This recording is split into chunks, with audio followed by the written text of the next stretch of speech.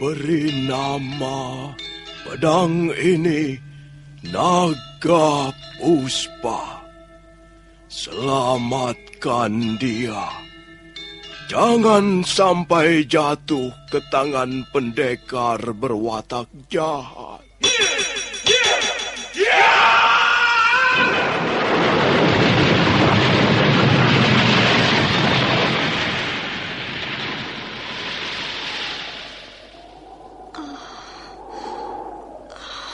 Kakang Kamandanu, kau masih juga tidak percaya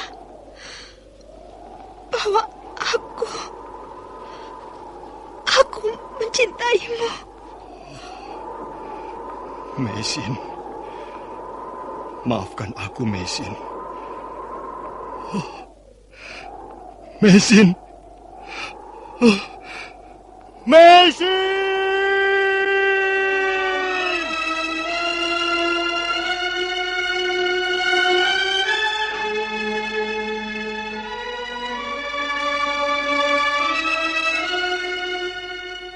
Tutur Tinula.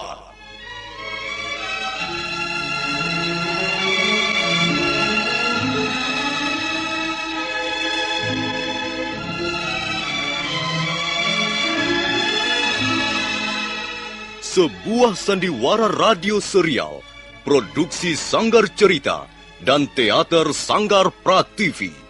Sebuah kisah dengan latar belakang sejarah runtuhnya Singasari dan berdirinya Kerajaan Majapahit.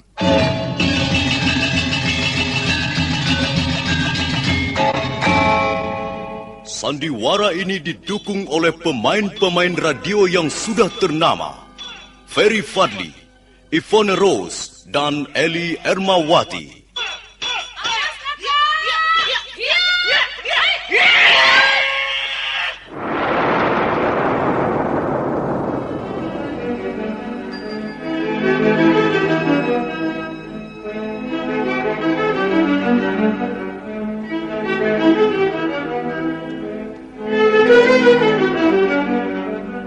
Cerita ini ditulis dan disusun oleh S. Tijab. Teknik dan montase dikerjakan oleh Rudi Tinangon dan Joko SP. Sutradara EWS Yuwono. Kali ini mengetengahkan episode pertama dengan judul Pelangi di Atas Kurawa.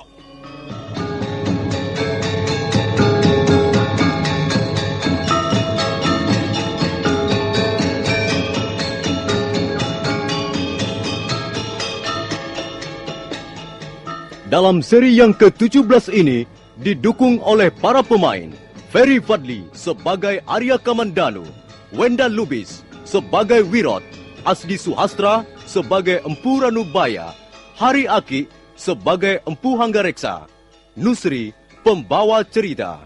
Selamat menikmati.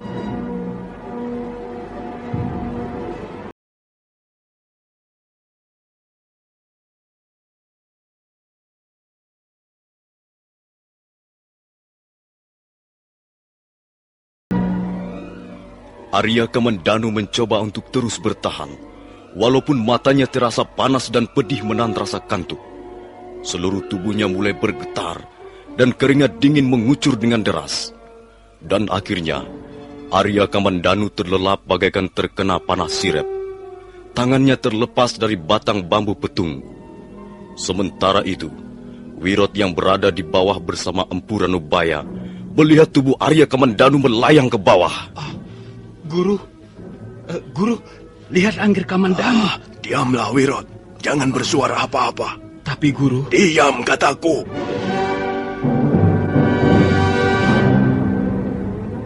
Wirot ternganga keheranan melihat tubuh Arya Kamandanu melayang ringan ke bawah. Terasa lama tubuh itu mencapai tanah yang banyak ditumbuhi tanaman liar. Guru, Angger Kamandanu tidak apa-apa. Iya, tidak apa-apa. Tubuhnya masih utuh, Guru. Tentu saja tidak apa-apa, Wirot. Nah, kau tentu heran, bukan? Mari kita tolong Kamandanu keluar dari semak belukar itu. Dan nanti semuanya akan kujelaskan pada...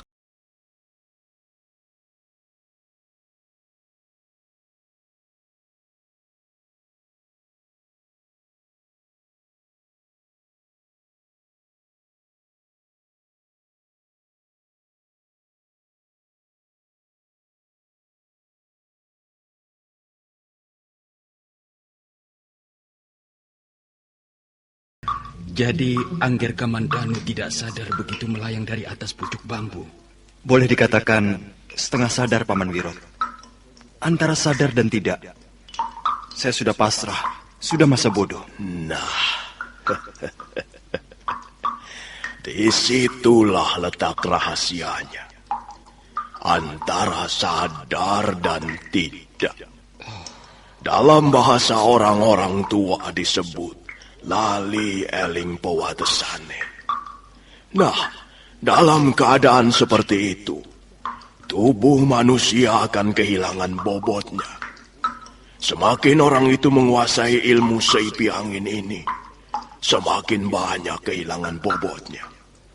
Maka tidak heran kalau ada orang berilmu tinggi mampu menyeberangi sungai ataupun masuk dalam kobaran api tanpa sedikit pun mempengaruhi keadaan tubuhnya. Nah, apa yang telah dialami Kamandanu merupakan bukti nyata dari apa yang telah kuajarkan ini.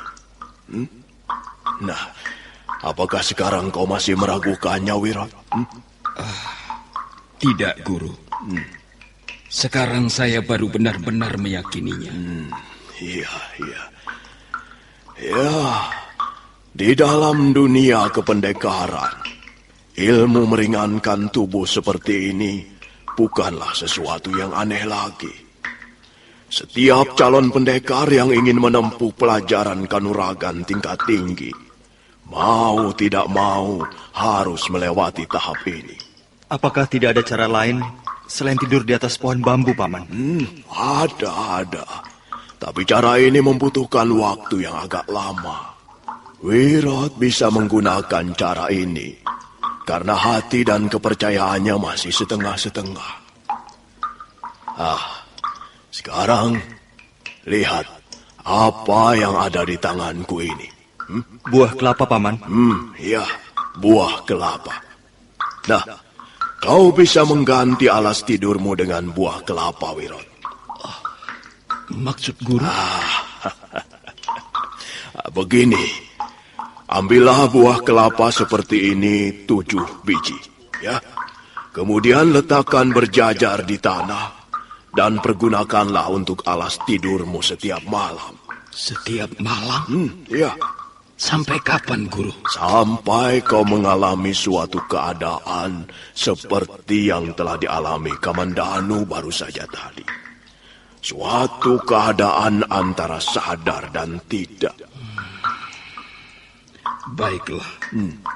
Saya akan mulai mencobanya, Guru. Iya. Lalu bagaimana dengan saya, Paman? Kau boleh meneruskan berlatih tidur di atas pucuk bambu, Kamandanu. Cara seperti ini cocok untukmu. Kau mempunyai keberanian dan tekad yang besar. Cara seperti yang dipakai Wirot boleh juga kau gunakan sekedar untuk melatih pintu kesadaran.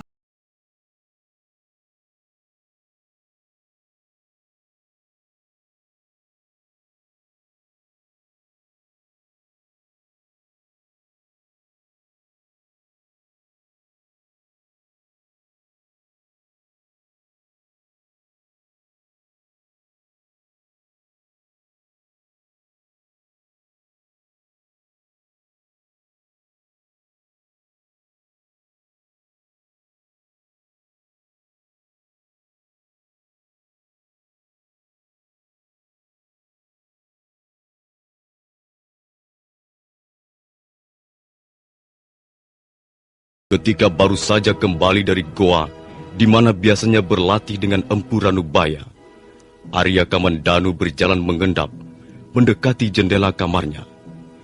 Selama ini memang dia selalu pergi diam-diam dari rumahnya, dan tak seorang pun mengetahuinya.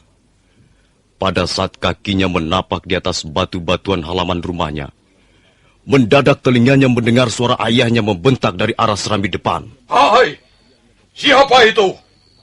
Awas! Kurang ajar. Mau apa orang itu datang ke rumahku? Pasti pencuri barang-barang pusaka. Dan agaknya maling itu mempunyai ilmu meringankan tubuh yang lumayan. Kalau hanya orang biasa-biasa saja, pasti sudah kuringkus batang hidungnya.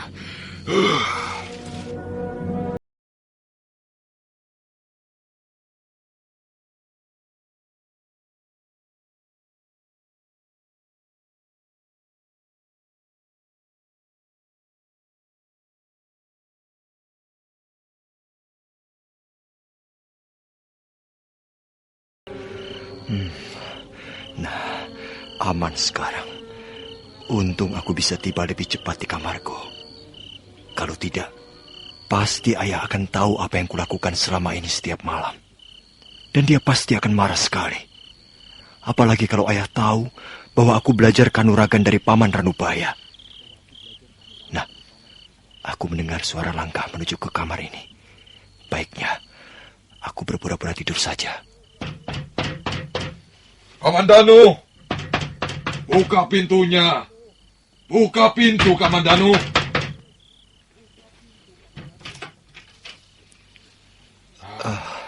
Kamandanu, kau tidak mendengar suara apa-apa? Tidak, ayah. Baru saja tadi ada suara ribut, dan kau tidak mendengarnya? Tidak, ayah. Saya tidur pulas sekali. Kau sudah menjadi penidur sekarang. Kalau ada suara gempa bumi, apa kau juga tidak mau bangun, ha? Saya lelah, ayah. Karena itu, saya tidur pulas. Memang ada apa, ayah?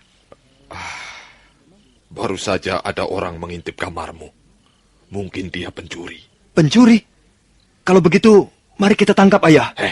Jangan bodoh kau. Pencuri itu sudah tidak ada di sini lagi. Dia sudah kabur. Kita bisa mengejarnya, ayah. Mungkin dia belum lari jauh dari rumah kita ini. Sudahlah. Baru saja kau bangun tidur. Bagaimana mau mengejar pencuri? Dan lagi pencuri itu bukan pencuri sembarangan. Dia agaknya menguasai ilmu meringankan tubuh yang cukup baik. Nah, sudahlah. Mulai sekarang kita harus hati-hati, Kamandanu. Mungkin ada orang-orang yang mengincar benda-benda pusaka yang kita miliki. Kalau tidur jangan lupa menutup jendela dan mengunci pintu kamarmu. Baik, ayah. Nah,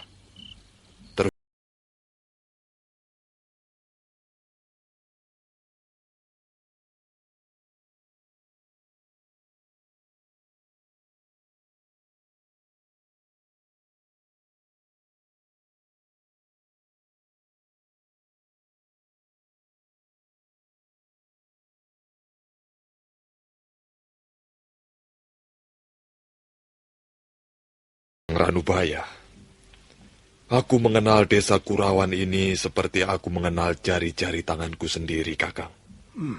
Aku tahu, tak seorang pun orang desa ini yang mempunyai ilmu meringankan tubuh, kecuali kita berdua. Jadi kau mencurigai aku, Anggareksa? Aku hanya sekedar ingin tahu saja, Kakang.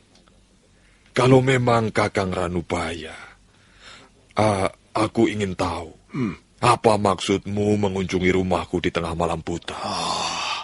Aku memang tidak mempunyai alasan untuk berkunjung ke rumahmu. Aku sendiri sibuk. Banyak yang harus kukerjakan. Ya, sudahlah. Kalau begitu, baiklah. Maafkan aku, Kakang. Barangkali memang bukan Kakang Ranubaya orangnya. Mungkin orang dari desa yang jauh. Anggareksa, sekarang ini kau sudah menjadi orang kaya dan ternama. Kukira adalah wajar kalau ada 1-2 orang bermaksud singgah di rumahmu tatkala kau sedang tidur. Nah, ini yang perlu kau ingat. Ya, terima kasih atas peringatanmu itu, Kakang.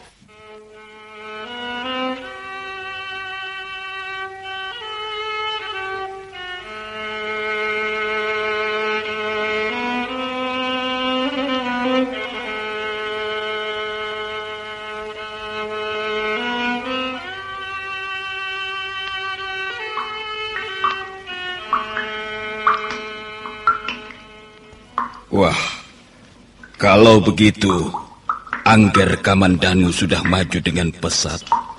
Sampai ayahanda sendiri tidak mampu menangkap. Kalau tidak hati-hati, aku bisa tertangkap, Paman Wirot. Karena ayah juga mempunyai ilmu meringankan tubuh. Ya, memang. Aji Seipi Angin bukanlah sembarang ilmu. Walaupun tidak jarang pendekar tingkat tinggi memilikinya. Dan jika seorang pendekar sudah menguasai Seipi Angin dengan sempurna, bulat tanpa cacat celanya, maka dia pun langsung menguasai Aji Seipi Banyu dan Seipi Geni. Seipi Banyu dan Seipi Geni, Guru? Ya, dengan Seipi Banyu, seorang pendekar bisa berjalan di atas air. Sedangkan dengan Seipi Geni, membuat si pendekar tidak mempan termakan kobaran api yang menyala-nyala. Wah, luar biasa pendekar yang sudah menguasai ketiga macam ilmu itu, Guru. Iya. Menurut pengetahuanku, hanya ada 3 orang manusia yang mempunyai ketiga ilmu itu sekaligus. Pertama adalah Empu Sasi, guruku sendiri. Kedua adalah Prabu Seminingrat atau Ranggawuni. Dan ketiga adalah Empu Lunggah. Siapa Empu Lunggah itu, Paman? Kakak seperguruanku. Tapi sampai sekarang aku tidak pernah tahu tempat tinggalnya. Dia juga seorang pembuat senjata pusaka. Dia murid paling disayang oleh guruku Empu Sasi. Dalam hal membuat senjata pusaka, dia di bawahku.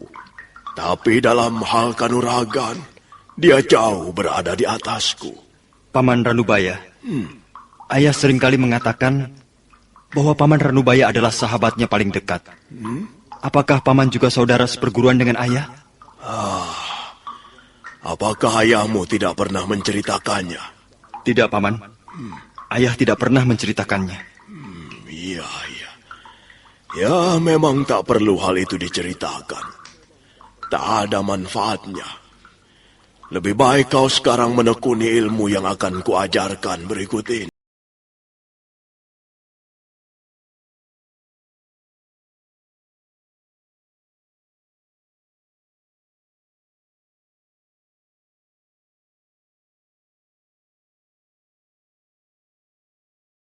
Dia lalu mengadakan persiapan untuk memberikan pelajaran jurus naga puspa tahap kedua. Arya Kamandanu duduk bersila mendengarkan dengan khidmat. Nah, tahap kedua jurus naga puspa ini terdiri dari 11 jurus. Tiap-tiap jurus mempunyai titik serangan yang berbeda. Jadi seluruhnya ada 11 titik serangan yang dijadikan sasaran. Dahi, pelipis kiri kanan, mata kiri kanan, pangkal leher, dada, hulu hati, pusar, alat kelamin, dan terakhir tengkuk. Nah, titik serangan yang paling berbahaya adalah dahi, pangkal leher, ulu hati, alat kelamin, dan tengkuk. Nah, 11 jurus itu merupakan serangan berantai dan harus dilakukan dengan kecepatan yang sangat tinggi. Jika gagal mencapai salah satu titik serangan, maka serangan berikutnya bisa memilih titik serangan yang lain. Dalam hal mempertahankan diri pun, kau dapat menggunakan 11 jurus itu untuk menangkis serangan lawan, sambil ganti menyerang dengan memilih titik sasaran yang paling mudah dicapai. Nah, sekarang berdirilah. Aku akan memberimu contoh. Baik, Paman. Nah, buatlah kuda-kuda yang bagus untuk membuka serangan. Kau bisa menggunakan 12 jurus tahap pertama untuk memukul aku. Siap? Saya siap, Paman. Nah, sekarang pukullah aku semaumu. Ya, mulai. Hiat! Ya! Kamandanu, jangan sungkan-sungkan memukul aku. Ayo, mulai lagi. Iya, Paman. Tapi apa? Hah? Kau pikir karena aku sudah tua bangka begini, maka kau merasa mampu menandingi kelincahanku? Hah? Hah? Ayo, pukul aku. Lebih cepat, lebih baik. Hah? Ayo. baik, Paman. Tapi sebelumnya, saya minta maaf.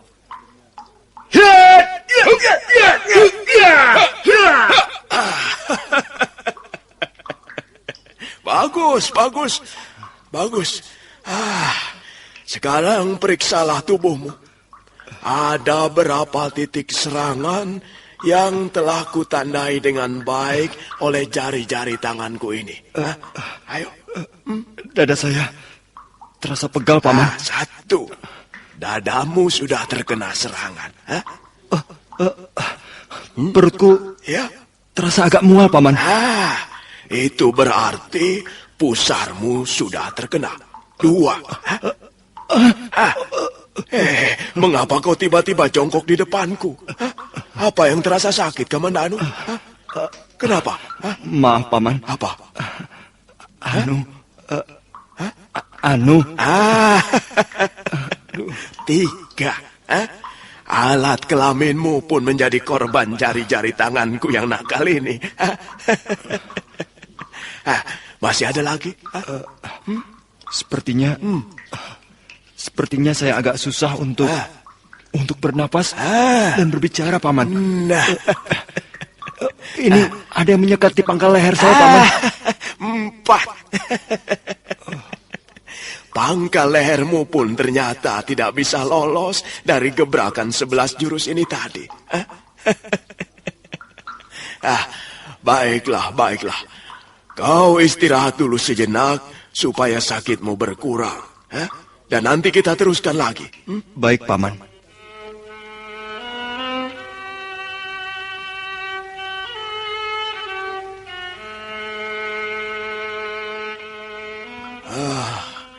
Di mana pamanmu, Wirot?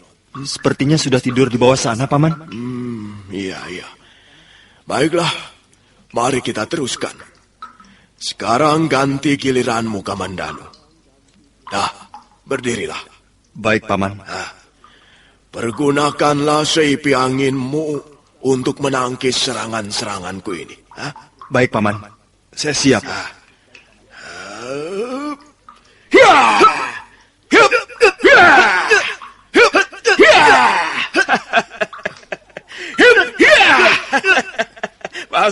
Bagus. Awas mata kirimu. Pusar. Bagus. Dada. Pangkal leher. Alat kelamin. Dada. Pusar. Pelipis kiri. Dahi. Pelipis kanan.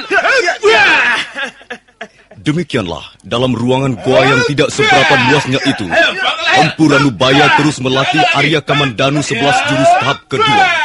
Dengan tekun dan ulet, Arya Kamandanu mengikuti latihan. Maka setelah 7 hari lamanya berlatih,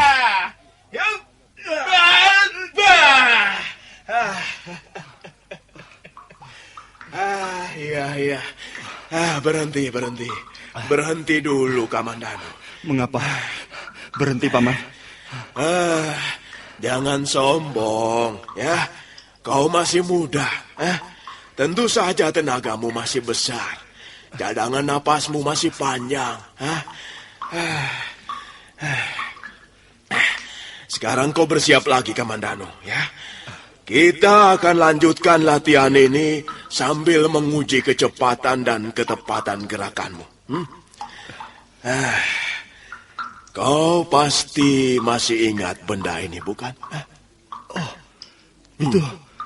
Itu batu nirmala. Iya. Paman telah mencuri batu itu dari tangan saya beberapa waktu yang lalu. Dulu aku pernah berkata bahwa tak seorang pun memperoleh hasil memuaskan tanpa lebih dulu bermandikan keringat. Kau masih ingat? Ingat, Paman.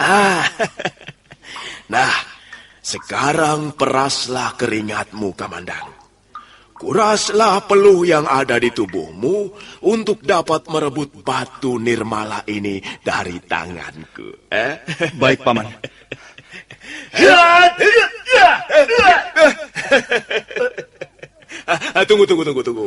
Tunggu. Kalau kau merebut batu nirmala ini dengan gerakan seperti itu, sampai tengah hari besok pun dia akan tetap di tanganku. Maksud Paman? Lebih gesit, lebih sigap, dan lebih bersemangat. Ya, ayo mulai lagi. Baik, Paman.